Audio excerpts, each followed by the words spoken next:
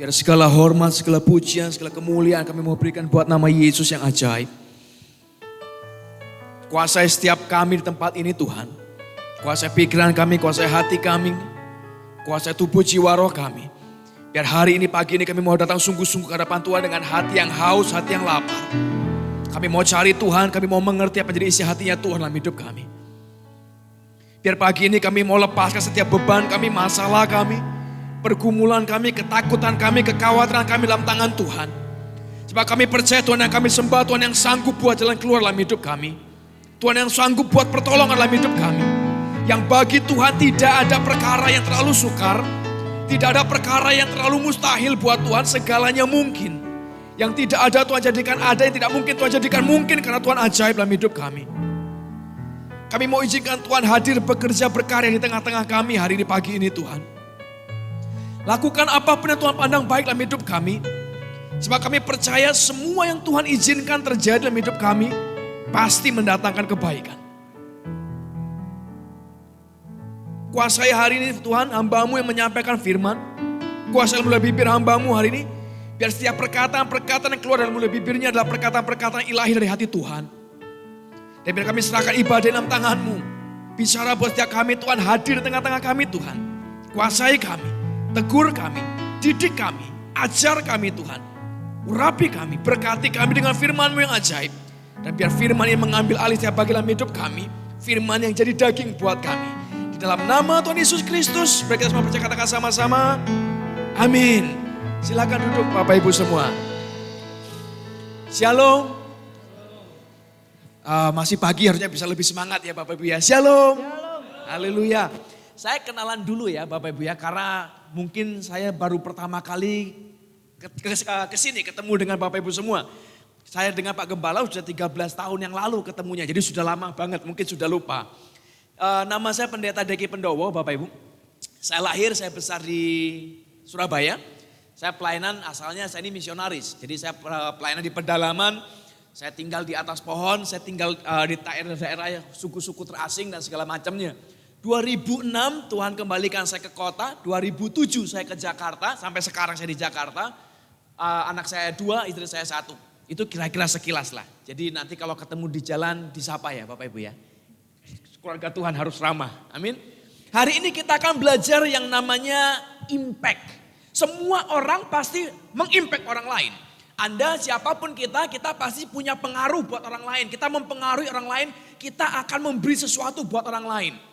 Seorang bapak, saya misalnya, saya mungkin bukan pejabat, saya bukan orang penting di pemerintah atau di perusahaan.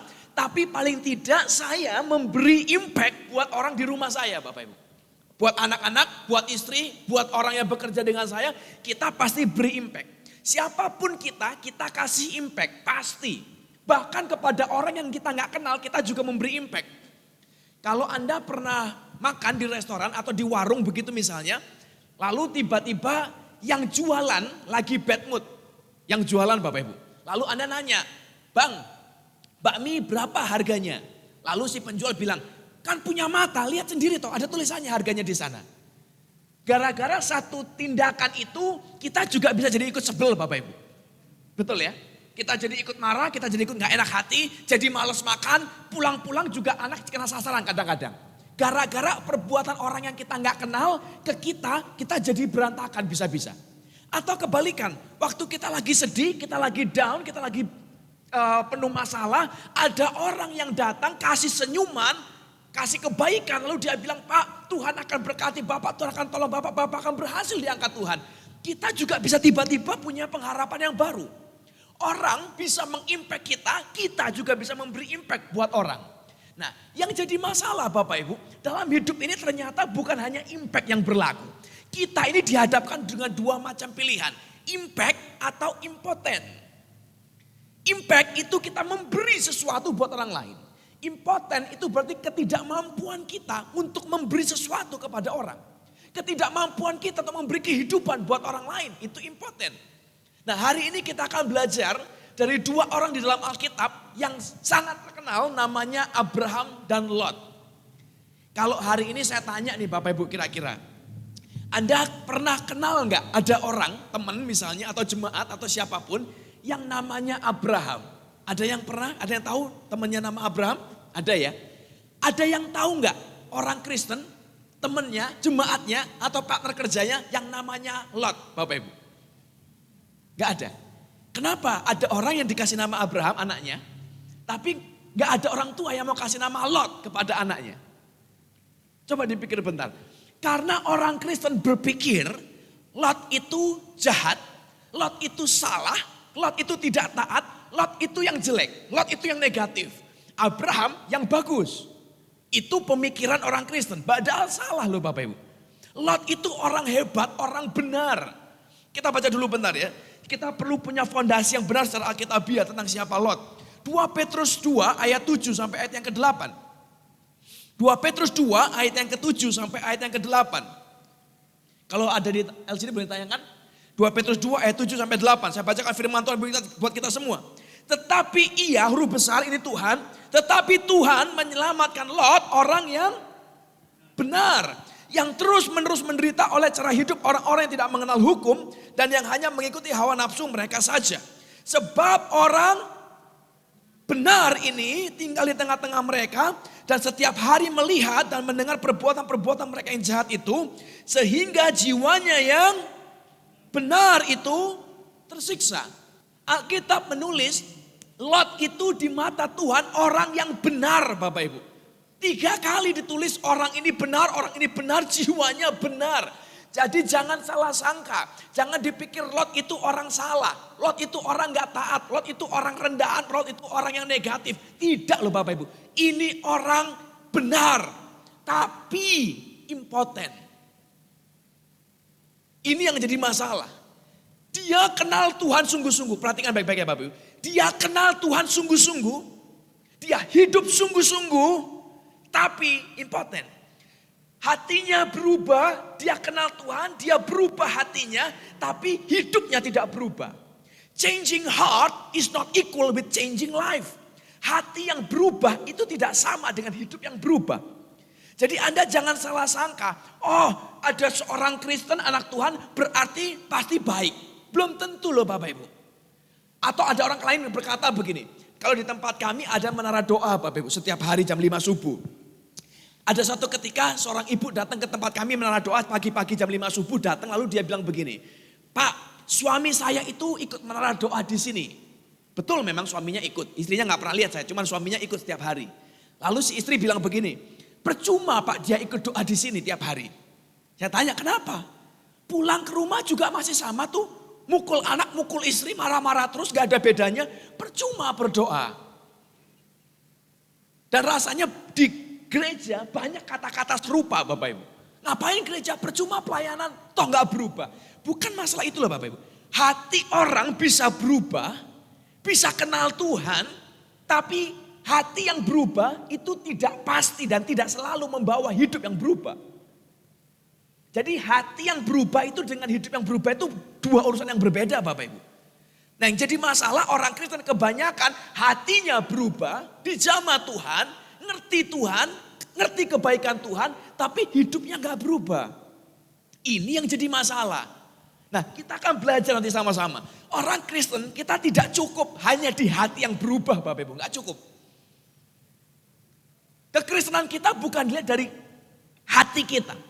Kekristenan kita dilihat dari hidup kita yang berubah harusnya. Nah Lot dan Abraham ini 2 orang yang sangat berbeda. Dua-dua orang benar, dua-dua hatinya kenal Tuhan, berubah hatinya.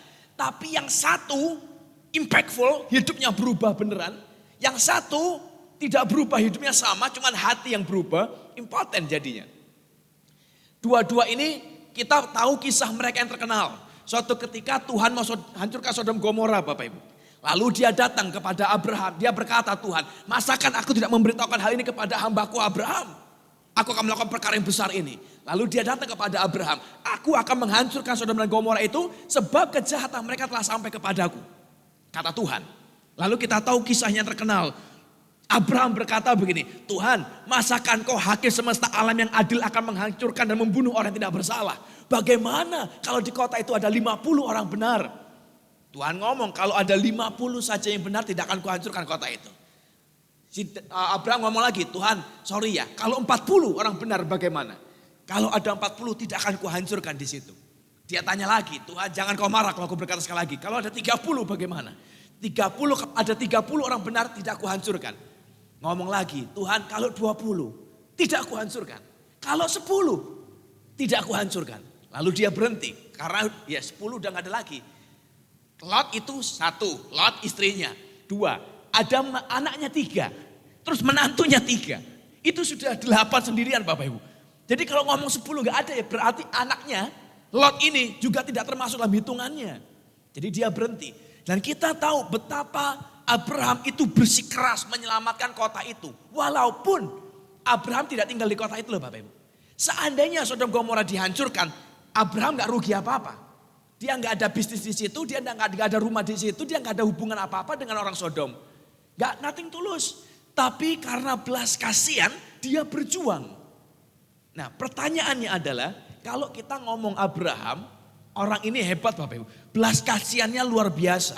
Tapi apakah Lot pernah menyelamatkan sebuah kota? Pernah gak kira-kira Bapak Ibu? Pernah loh ternyata. Lot itu juga pernah berjuang menyelamatkan sebuah kota. Coba kita baca dulu bentar ya. Supaya kita ngerti kisah ini baik-baik. Kejadian 19 ayat 17. Kejadian 19 ayat 17 sampai ayat yang ke-22-nya. Saya bacakan ya. Sesudah kedua orang itu, malaikat ini maksudnya, menuntun mereka sampai keluar, berkatalah seorang, larilah, selamatkanlah nyawamu, janganlah menoleh ke belakang dan janganlah berhenti dimanapun juga di lembah Yordan. Larilah ke pegunungan supaya engkau jangan mati lenyap. Jadi dia disuruh keluar karena Sodom Gomora akan segera dihancurkan.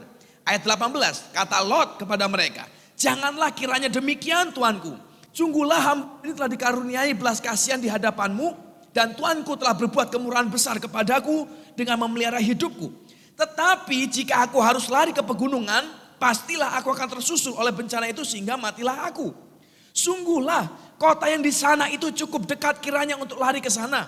Kota itu kecil, izinkanlah kiranya aku lari ke sana. Bukankah kota itu kecil? Jika demikian nyawaku akan terpelihara.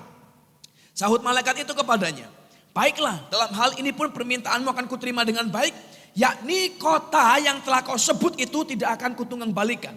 Cepatlah, larilah ke sana, sebab aku tidak dapat berbuat apa-apa sebelum kau sampai ke sana. Itulah sebabnya nama kota itu disebut Zoar. Jadi Lot itu pernah menyelamatkan satu kota loh Bapak Ibu, namanya Zoar. Cuman bedanya antara Abraham dan Lot, Abraham itu berjuang menyelamatkan Sodom Gomora karena belas kasihan. Yang satunya menyelamatkan Zoar karena dia. Perhatikan kata-katanya ya, dia ngomong begini. Janganlah kiranya demikian. Kalau aku harus lari ke pegunungan, nanti aku mati. Ayat 20 berkata begini.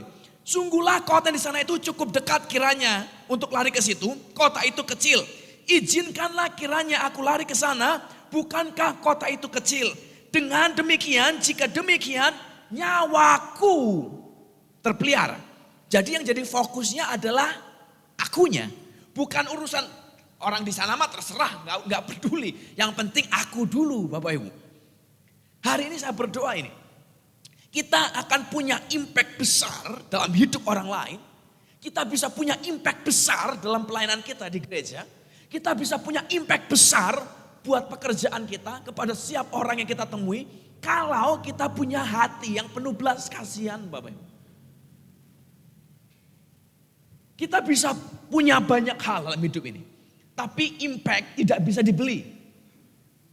Ada orang, saya nggak ngomong orang lain, saya bicara saya sendiri Bapak Ibu ya.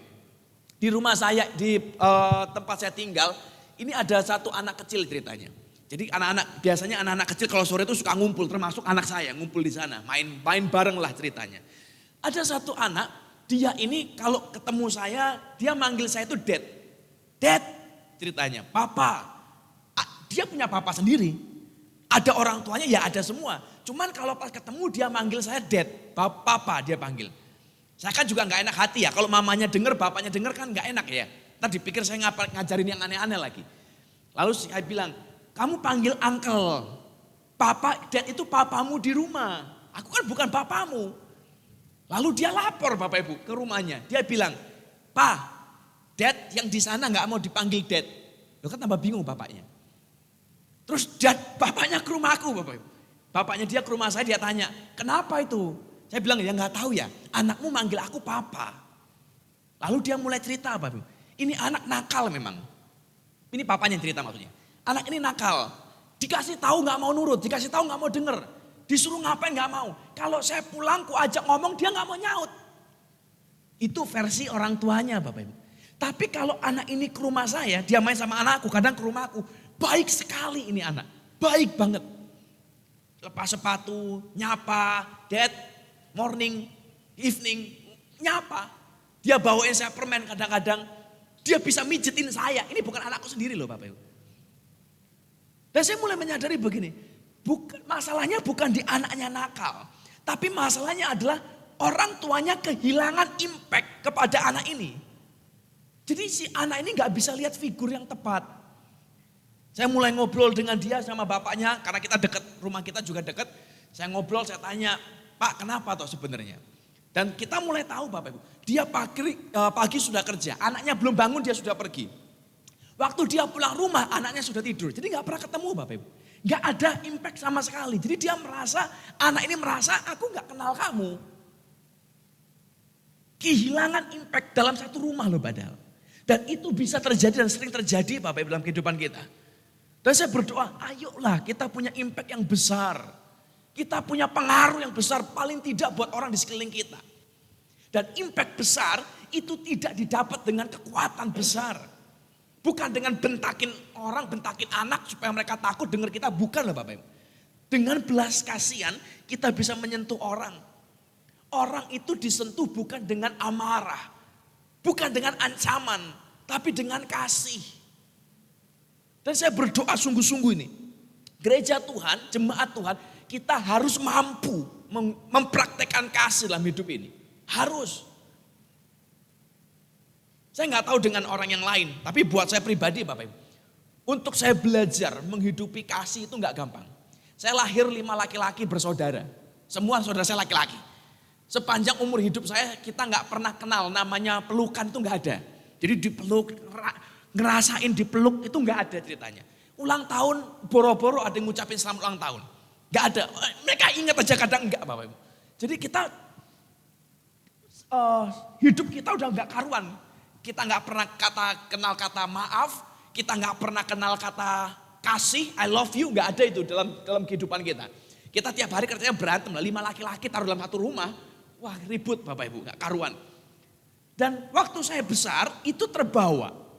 Saya nggak pernah cium istri saya nggak pernah ngomong I love you ke dia, saya nggak pernah ngomong I love you ke anak saya, nggak pernah Bapak Ibu. Sampai suatu ketika saya mulai mengerti kasih Tuhan, cara Tuhan, gaya hidup kita, changing heart is not enough. Harus changing life. Gaya hidup saya harus berubah seperti Kristus. Dan saya mulai belajar. Saya ngomong sama anak saya, kamu cakep, kamu cantik, kamu ganteng, I love you. Gak gampang, ya gak tahu buat orang lain, tapi buat saya gak gampang Bapak. Saya ngomong pertama kali sama istri saya, I love you. Dia terus melotot, kenapa kamu? Habis berbuat apa kamu? Gak buat apa-apa. Saya pergi beli bunga, suatu hari dia ulang tahun Bapak Ibu. Jadi saya beli bunga. Ini sekali seumur hidupku. Karena kalau lihat-lihat di TV kan romantis ya, bawa bunga. Begitu toh. Saya pengen, ya aku coba lah. Beli bunga, aku bawain bunga. Terus dia bingung, apa ini? Bunga. Buat apa? Kalau di TV kan gak ditanya buat apa ya Bapak Ibu. Romeo Juliet kasih bunga, yang satunya terus nangis terharu bahagia. Aku ditanya buat apa? Ya buatmu. Bingung. Dan itu berlangsung lama. Dia bingung, saya bingung. Saya gak pernah peluk mama saya, mertua gak pernah Bapak Ibu. Suatu hari saya pulang, mertua saya, mama saya di Surabaya semua. Saya pulang, saya ke rumah mereka, saya ketemu mertua saya buka pintu, saya peluk mertua saya, mama saya cium, ma, I love you, pipi kanan pipi kiri. Mertua saya bengong. Kenapa kamu? Sakit ya? Enggak. Tapi karena memang gak pernah kebiasaan Bapak Ibu. Tapi kan hidup harus berubah. Bisa nangkep maksud saya Bapak Ibu ya? Kita nggak bisa bilang, aku memang begini. Berubahlah makanya. Kenal Kristus berarti berubah. Yang dulu sudah mati. Yang baru harusnya datang. Kita nggak bisa hidup dengan gaya lama Bapak Ibu. Jadi harus berubah. Dan compassion, belas kasihan itu harus jadi bagian hidup kita. Semua orang saya percaya punya kebutuhan kok. Untuk dipuji, untuk dikasihi, untuk dihargai. Semua orang pasti seneng. Kalau bapak misalnya bilang, wah pak, bapak ganteng ya, jasnya bagus, cocok. Walaupun pak bilang, bisa aja, tapi hati pasti seneng. Pasti. Ibu-ibu itu lebih unik lagi. Kalau istri saya ketemu sama temennya, wah kamu cantik ya, oh kamu lebih cantik. Enggak kamu, oh kamu. Terus-terusan aja kamu terus. Kelihatannya nggak mau, tapi happy Bapak Ibu. Dan saya belajar. Waktu istri saya nanya, aku gendutan apa enggak? Itu pertanyaan jebakan loh. Dijawab iya, hari itu nggak makan ntar bisa-bisa. Dijawab kurusan, kamu ngece ya? Enggak. Dan kita kan harus ngerti Bapak Ibu. Kalau dia tanya, aku gemukan apa enggak? Saya bilang, aku paling suka yang begini wis. Kita harus belajar untuk hidup dengan kasih. Gak gampang memang, gak mudah. Ini saya bukan mau ngajarin untuk kita bermunafik, tidak Bapak Ibu. Tapi untuk kita belajar mempraktekkan kasih. Kasih itu harus keluar dalam nyata, dalam perkataan kita, dalam tindakan kita. Ada orang yang berpendapat begini, gak usah ngomong, yang penting duit belanja jalan terus, ya cukup. Gak cukup lah Bapak Ibu. Duit belanja harus jalan memang. Tapi kan perkataan itu menyegarkan jiwa kalau kata firman. Kata Alkitab, perkataan kita itu bisa memberi kehidupan loh Bapak Ibu. Anak saya mulai remaja sekarang, perempuan yang gede. Dan suatu ketika ada orang ngomongin dia. Kok kamu perempuan tapi hitam, kenapa? Jadi kotor, karena dia senangnya main sepeda, dia sukanya keluar. Lalu dia pulang-pulang sedih mukanya. Aku tanya, kenapa kamu? Aku dibilang hitam, aku dibilang jelek. Siapa yang ngomong? Si A, dia yang ngomong. Saya ngomong dengan dia begini. Orang cantik itu bukan karena warnanya loh. Bukan karena kamu hitam atau kamu putih terus kamu jadi cantik, enggak. You are beautiful, kamu cantik just the way you are, karena kamu. Because of your heart. Dan saya bilang I love you so much. Aku mencintai kamu lebih dari segalanya. Lalu dia tanya begini.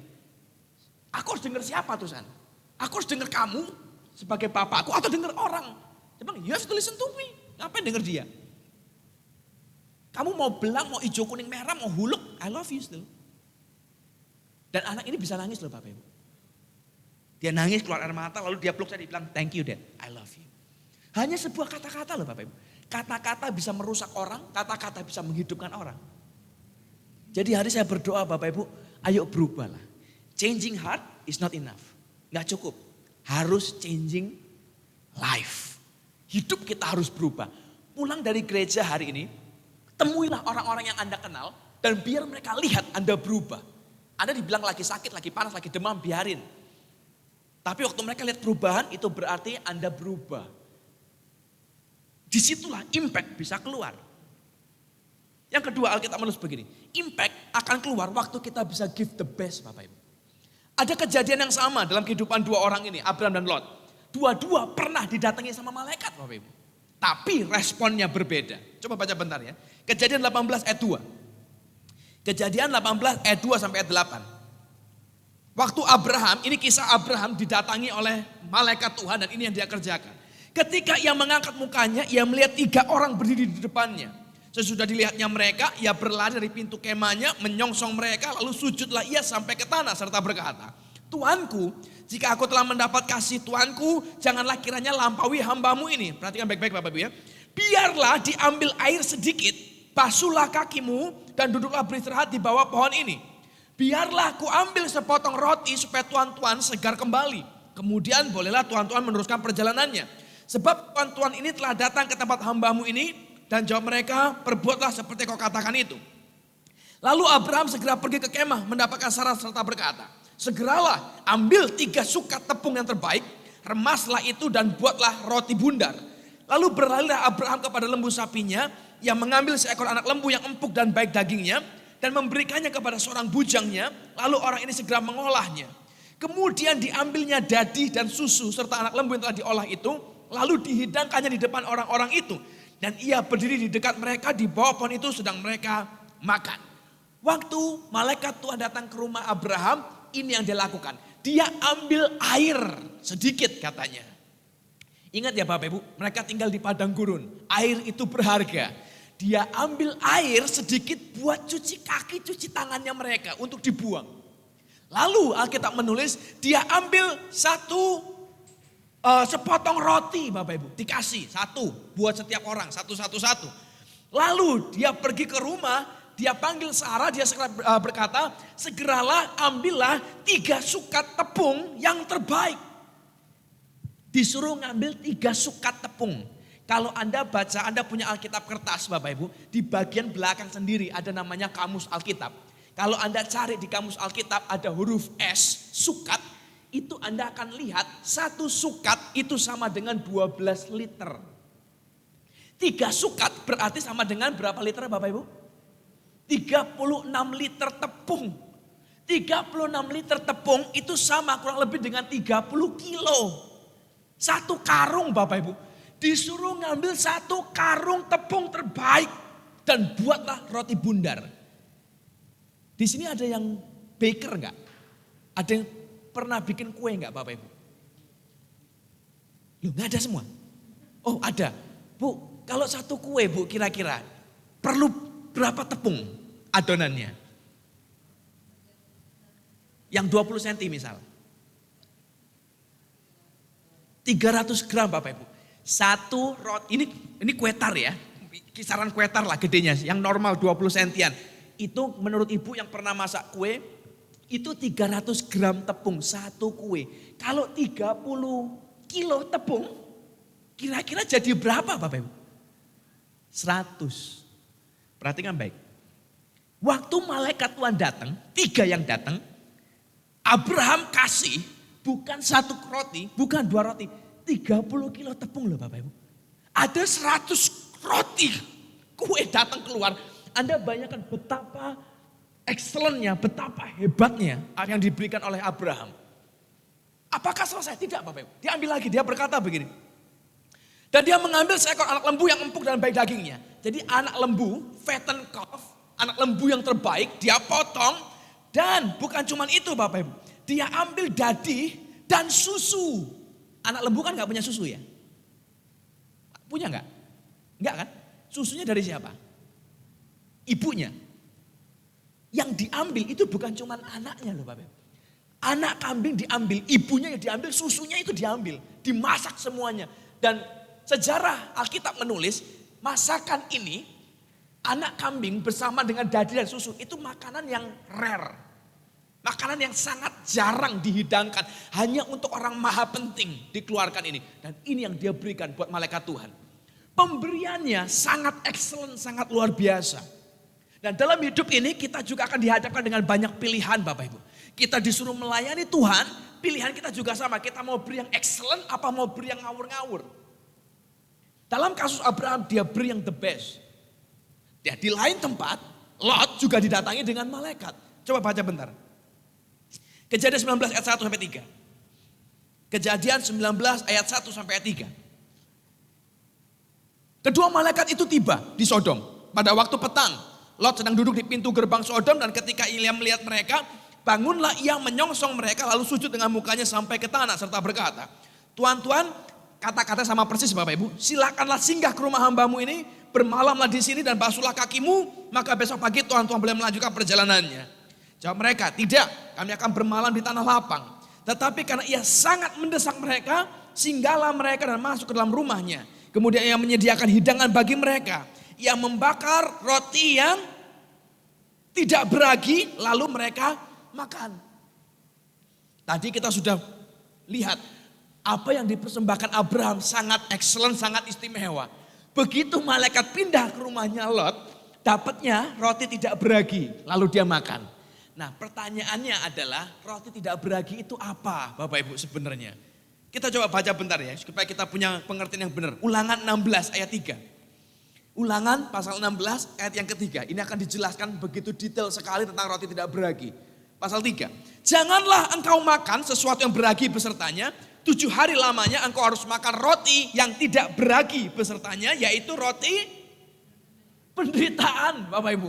Roti tidak beragi itu roti penderitaan. Untuk mengenang masa susah. Waktu mereka keluar, orang Israel keluar dari Mesir. Mereka gak sempat masak roti. Jadi rotinya belum ngembang, semua harus dibawa keluar. Jadi mereka makan roti hambar, roti gak karon, roti bantet itu loh. Itu yang mereka makan.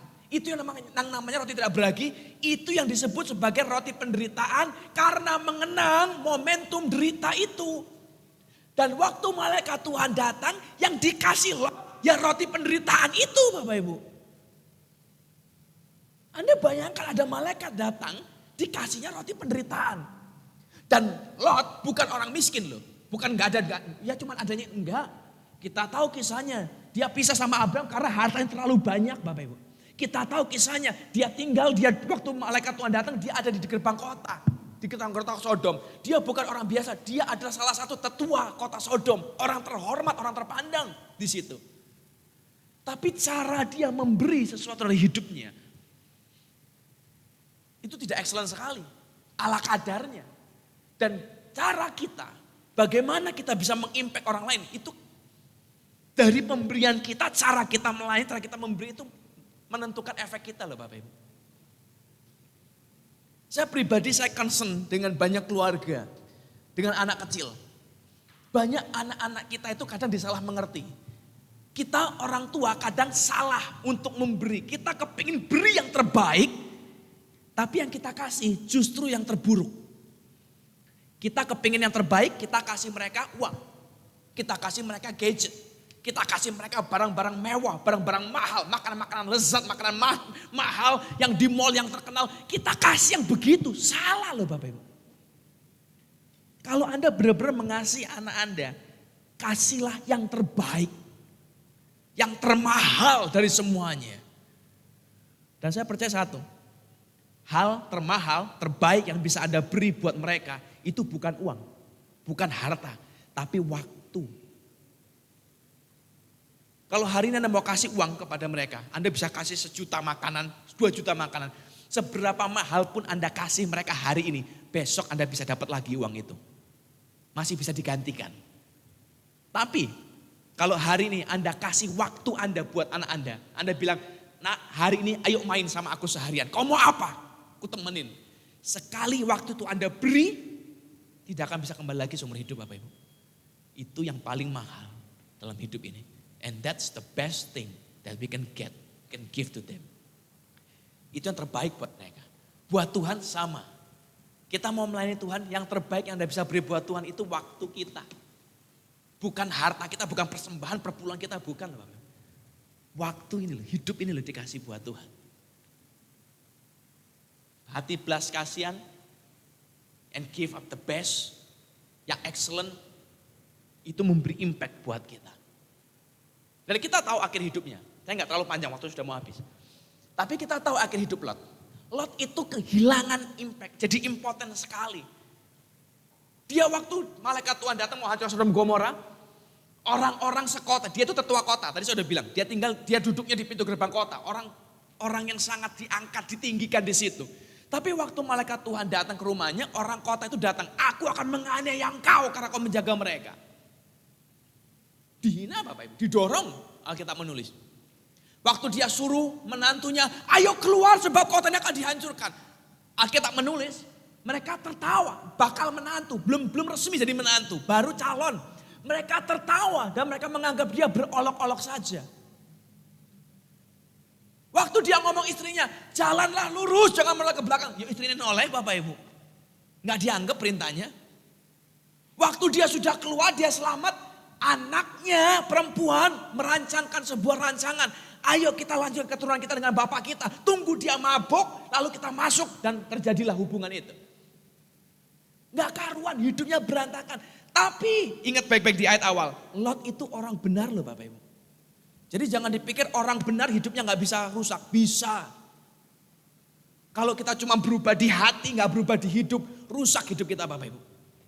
Jadi jangan kaget, jangan bingung. kok hidupku begini ya? Aku sudah pelayanan, aku sudah doa, aku udah baca firman, aku udah memberi persembahan. Kenapa hidup begini? Kemungkinan besar karena hidup kita gak berubah, Bang. Hanya hati yang berubah. Hidup ini loh harus berubah. Dan saya berdoa sungguh-sungguh hari ini. Bapak Ibu, yuk mulailah kita. Saya percaya firman ini bukan untuk menghakimi Anda kok, bukan. Ini juga firman juga bicara buat saya kok. Ayo kita belajarlah. Kita belajar mengubah hidup. Mengubah kebiasaan, mengubah karakter kita. Kita memang tidak boleh jadi seperti apa adanya kita. Kita memang tidak boleh jadi ala kadarnya kita, Bapak Ibu. Kita harus jadi yang serupa Kristus. Dengan sengaja kita mengubah kebiasaan kita, cara kita bicara, cara kita bekerja, cara kita bertindak, cara kita bersikap. Harus dengan sengaja loh Bapak Ibu. Beri kasih dalam hidup ini. Dan waktu kita bisa punya kasih, kita set up for the excellence. Kita beri yang terbaik dari hidup kita buat orang. Beri yang terbaik hidup Anda buat keluargamu, buat anakmu, istrimu, suamimu. Buat Tuhan, buat gereja, buat pekerjaan Anda. Kalau kita bisa beri yang excellent dalam hidup ini, saya percaya impact kita besar Bapak. Yusuf itu salah satu orang yang impact sangat besar sekali.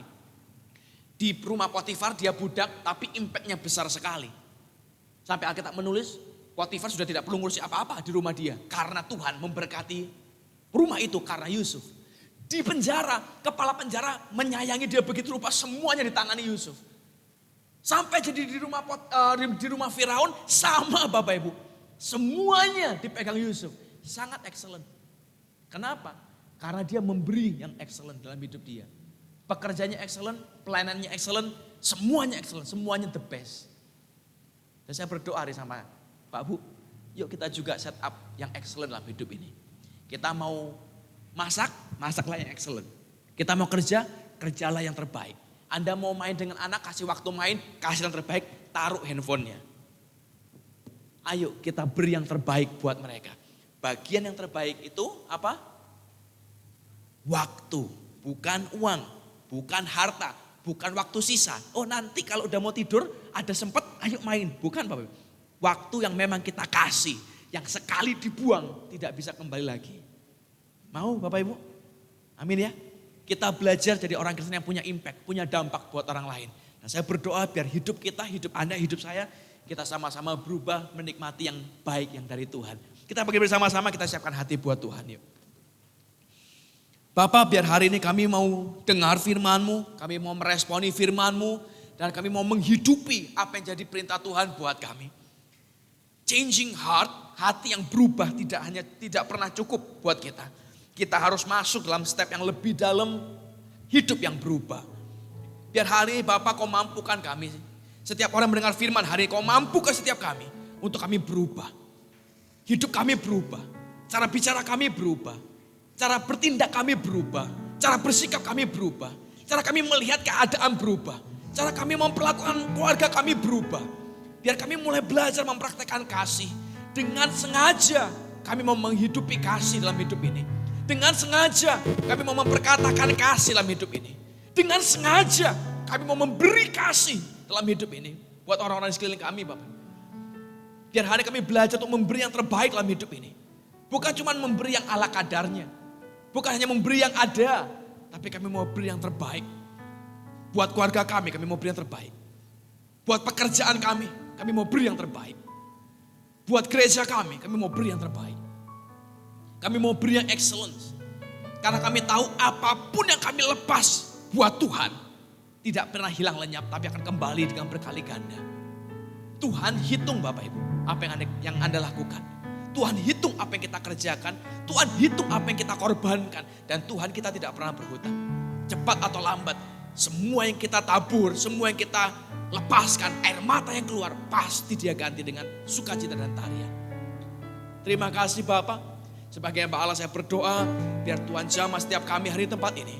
Biar firman ini bukan sekedar firman biasa, tapi biar firman ini menegur kami, beri kami hati yang lemah lembut, beri kami hati yang responsif untuk kami berkata, ya Tuhan kami mau mengubah hidup. Kami mau menghidupi seperti apa yang jadi kesukaan Tuhan. Mampukan kami Tuhan, layakan kami, kuasai kami. Di dalam nama Tuhan Yesus Kristus, bagi kita semua percaya katakan sama-sama, amin. Tuhan Yesus memberkati.